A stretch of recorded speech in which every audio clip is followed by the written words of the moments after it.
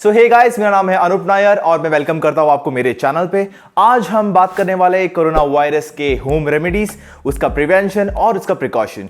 ये तीन चीजें अलग अलग एपिसोड्स में कॉन्स्टिट्यूट करने वाला है। सो आज हम बात करेंगे सबसे पहले एपिसोड नंबर 1 जो है प्रिवेंटिव मेजर्स कोविड-19 से बचने के लिए।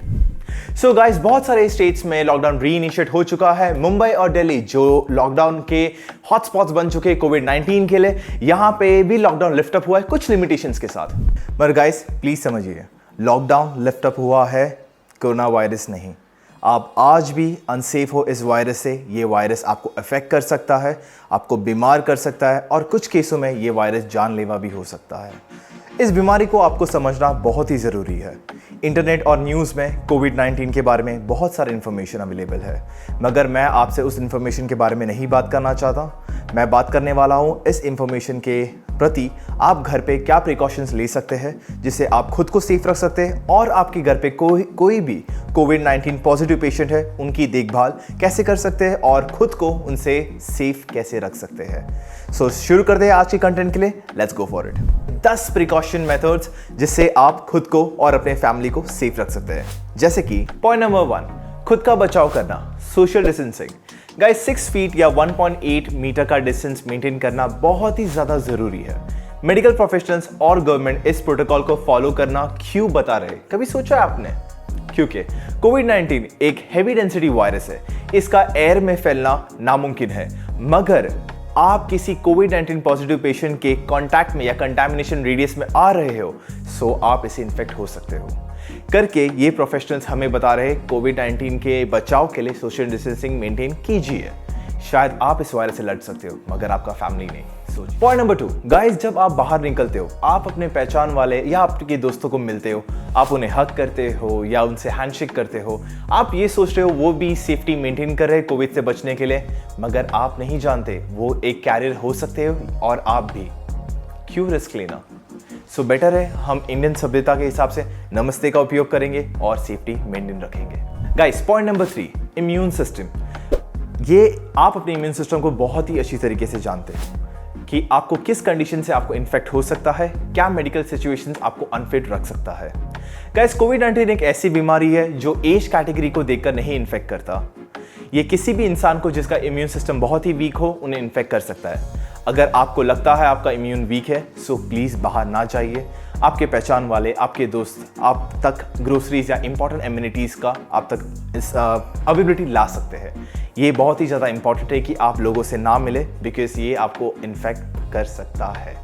Point number 4, avoid gathering. Guys आप सोशल गैदरिंग या मार्केट प्लेस पे जाना प्लीज़ अवॉइड करिए अनटिल अनलेस ये बहुत ही ज़्यादा ज़रूरी हो और आप घर पे अकेले हो और आपके एम्यूनिटीज़ आप तक नहीं पहुंच सकता, तभी ही जाइए। बिकॉज जब आप एक बड़े क्राउड में जाते हो तब इन्फेक्शन रेट बहुत ही ज़्यादा हाई हो जाता है, जिससे आपका कंटामिनेशन होना पॉसिबल ही है। पॉइंट नंबर 5, गाइस ये बहुत ही इंपॉर्टेंट पॉइंट है बिकॉज ये हर जगह इंफॉर्मेशन डिलीवर्ड है। जब भी आप बाहर जा रहे हो प्लीज़ अपने हाथों से अपने फेस को टच ना करें। कोविड-19 एक ऐसी वायरस है जो आपके हाथों के थ्रू आपके बॉडी में एंटर नहीं कर सकता। ये आपके फेस पे ओपन एरिया जैसे आपकी आंखें, आपके नाक, इनके थ्रू ही आपके अंदर जा सकता है। सो गाइस मेक श्योर आपके हाथ डिसइंफेक्ट करें, फिर ही आप नॉर्मल एक्टिविटीज़ में इंडल्ज करें। तब तक सेफ्टी मेंटेन रखिए।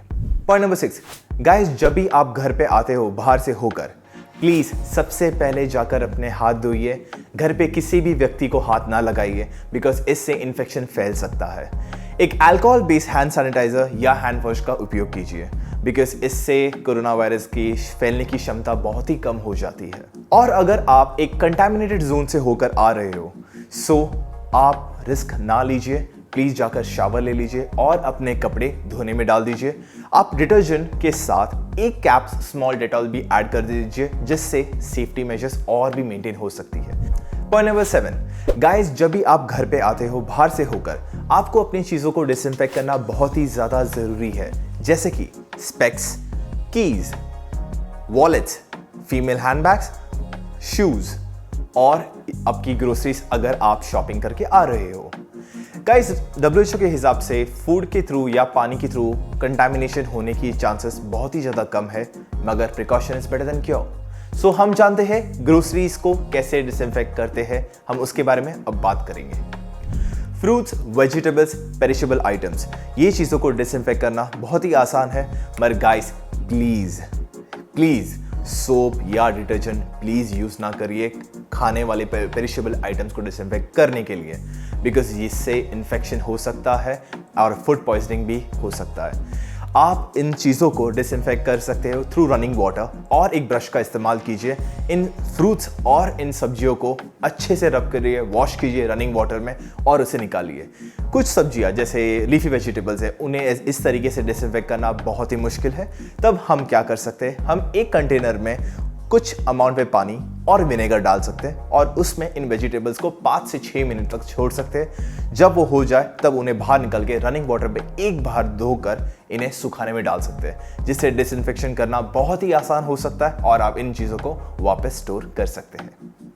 पैकेज गुड्स, ये चीज़ें एक पैकेट में एयर टाइट सिचुएशन में रहते हैं, जिन्हें आपको डिसइंफेक्ट करना बहुत ही ज़्यादा आसान है as compare to perishable items. जैसे कि आप एक बकेट ले सकते हैं जिसमें कुछ पानी और एक सोपी सोल्यूशन जैसे कि आपका हैंड वॉश या लाइट वॉशिंग एजेंट आप डाल सकते हैं जिसमें केमिकल्स कम हो। सो मैं आपको बोलता हूँ प्लीज़ हैंड सैनिटाइजर का ही इस्तेमाल कीजिए, जो सेफर ऑप्शन है। इसमें आप अपने आइटम्स को 6 से 10 मिनट तक छोड़ दीजिए और बाहर निकल के एक रनिंग वाटर से निकाल कर इन्हें स्टोर कर सकते हैं, जिससे इन्हें डिसइंफेक्ट करना बहुत ही आसान हो जाता है। अगर आप इन सिचुएशंस को नहीं करना चाहते और आपको एक फास्टर और सेफर ऑप्शन का ज़रूरत है, तो आप एक गीले कपड़े को एक अल्कोहल बेस्ड डिसइंफेक्टेंट से स्प्रे कर उसे गीला कर और ये सारे प्रोडक्ट्स पर वाइप करके इन्हें सुखा सकते हैं। ये तरीके से भी आपकी आइटम को डिसइंफेक्ट किया जा सकता है। गाइस, एक इंपॉर्टेंट पॉइंट, विनेगर एक बहुत ही अच्छा क्लेंजिंग एजेंट है, बट एक 100% डिसइंफेक्टेंट नहीं है। विनेगर से बहुत सारी जर्म्स और बैक्टीरियाज को मारा जा सकता है, सो इसका इस्तेमाल हम यहाँ पे कर रहे हैं। पॉइंट नंबर 8, गाइस, ये एक बहुत ही बुरी आदत है जो आपको और मुझे दोनों को परेशान कर रही है और हमें एडिक्टेड रख रही है, दैट इज मोबाइल फोन्स। हम इस चीज़ों को बाहर यूज़ करते हैं जो अभी अनसेफ सिनारियोज है। ये बीमारी ये हमारे फ़ोन्स के सरफेस में रेस्ट कर सकता है और इसी फ़ोन्स को लेकर हम कान पे रखते हैं या अपने फेस पे रखते हैं और हमें इन्फेक्शन फेस पे फैलने के चांसेस बहुत हाई हो जाते हैं। सो गाइस, मेक श्योर आप अपने फ़ोन यूसेज को लिमिटेड रखिए और ज़रूरत पड़ने पर ही इन फ़ोन्स को बाहर निकालिए। सबसे मेन बात, आप जब बाहर शॉपिंग के लिए जाते हैं, हमें आदत है सारा लिस्ट जो भी शॉपिंग का है हम फ़ोन में स्टोर कर लेते हैं और यही लिस्ट हम बाहर जाकर निकाल कर शॉपिंग करते हैं। मगर एक चीज़, इससे इन्फेक्शन हो सकता है। सो एक नई आदत का हम स्टार्ट कर सकते हैं, आप और मैं मिलकर करते हैं। एक पेपर पेन लेकर हम सारी चीज़ें जो हमें ग्रोसरीज खरीदना है उसका लिस्ट हम पेपर में बनाएंगे, बाहर जाकर उस चीज़ों की शॉपिंग करेंगे और उस पेपर को उधर ही डिस्पोज करेंगे।